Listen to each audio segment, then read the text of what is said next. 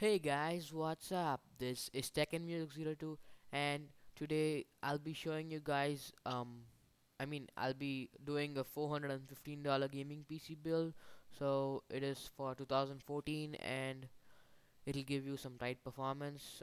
So yeah, let's get into the video. For the processor, we are not using a processor actually, we are using an APU. So it's the AMD A10 7850K APU.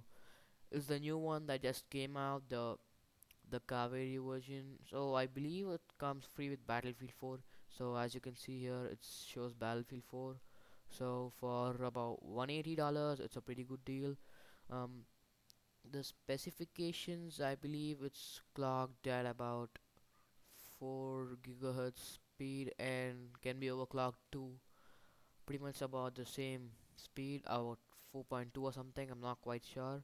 And the graphics is the minimized version of Radeon R7, which is, I think, Radeon HD 8670D. So that's the APU. And then next, coming to the motherboard, we will be using the MSI FM2 A55M E33. So it's a FM2 socket motherboard, which should be fine for the A1070 A50K. um, it's $50, not a bad deal. It has support for two slots of memory and can support up to 32 GB, which I think is good enough for a few more years. And it has two PCI Express 2.0 slots.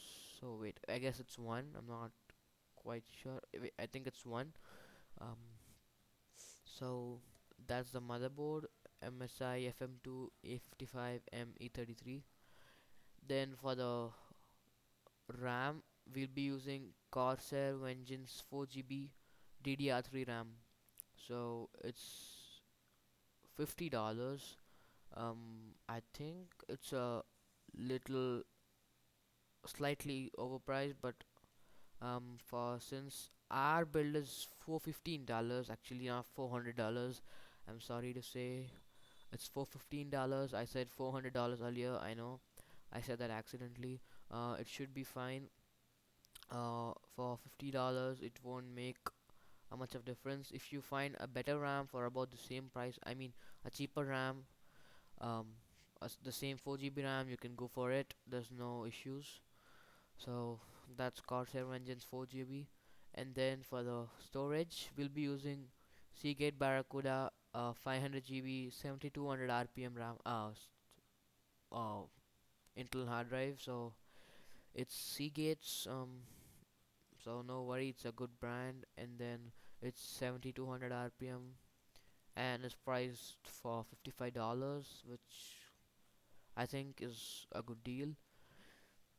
So that's the storage we'll be using. However, there'll be no issues if you upgrade to 1 TB, which I think is about $80, I guess. So if you have some extra money, you can use another $30 and get a 1 TB hard drive. Uh, Next we have the PSU. I'm sorry guys, just a second. Uh, let's search for it. Oops. Okay, just a second. I remember putting it in here, but okay. Yeah. So for the power supply, we'll be using Corsair CX series CX 430 watts. Should be good enough for for this build. It's $40. Okay, seems good, but okay. So that's the power supply we'll be using. Then lastly we have the case, which is an NZXT Source 210. You can either use the black or white, it won't make any difference. So but let's choose the white one for time being, but it won't make any difference if you use the black. So it's ATX mid tower computer case, which will have enough room to put all your things in. Looks pretty good, I feel. So